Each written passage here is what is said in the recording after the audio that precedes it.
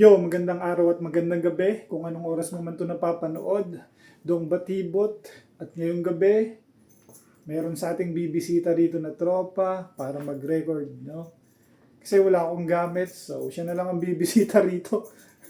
Bibisita siya rito sa place to be ko. Bago yon, bibili muna ako ng mga kain namin, syempre, you know.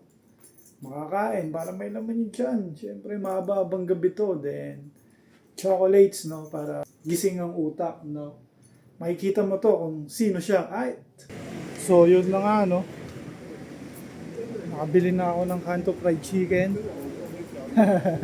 Then, ang mission naman ngayon, isusunduin siya dun sa my train station. So, tara! So, yun, nandito na ako sa my train station. Naantay ko na lang si tropa. Then, ito pala yung dala kong sasakyan ngayon.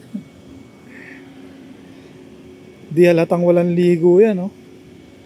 Makinis na makinis pa. Yun lang, hay. So, yan na. Si tropa, you know. Tol, basta. Pakilala ka naman, yung sino yan? Ricosa nga pala. Homemade music. Ricosa, homemade music. Ay! Bakit yung buhay? Naramdaman ko na pagka sa music. Kukunin lang ako, ah. Taka na, alam kong nararamdaman ko, eh. Nag-experiment lang sa mga Kasi alam ko na you just wanna get into my feelings. Yeah, shorty, I'm used to it. Girl, I wanna love you. Shit, you're big bogus, man. Setup namin, setup, yo. Yan, dumating si Kuya Carlo, yan. Ay, nawala. Yan, shooter namin. Shooter. Yan. Magsisimula na kami.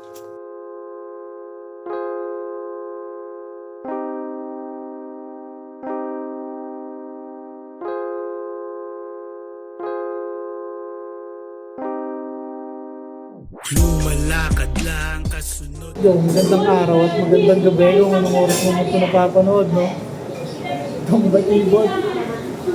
Day 2 ng aming recording, no? Siyempre kasama ko pa rin si Ricosa. Mamaya, itutuloy namin hindi namin natapos. Then, food trip muna. Ay! Anino, kasyaking bulsa nakabakat libo-libo. Kundi usapang money, tenga ko ay sarado. Pera over bullshit, yan lang ang aking motto. Lumalakad lang kasunod aking anino. Kasyaking bulsa nakabakat libo-libo. Kundi usapang money, tenga ko ay sarado. Pera over bullshit, yan lang ang aking motto. Ang tagal ko nagmasid, sa tingin ko oras na pumanis ng ibang rapper na mukhang tanga. Angas sa kanta, pero broke in real life. Nakatira pa din sa parents niya. Damn life ngayon, tignan mo kung paano ako mag-upgrade.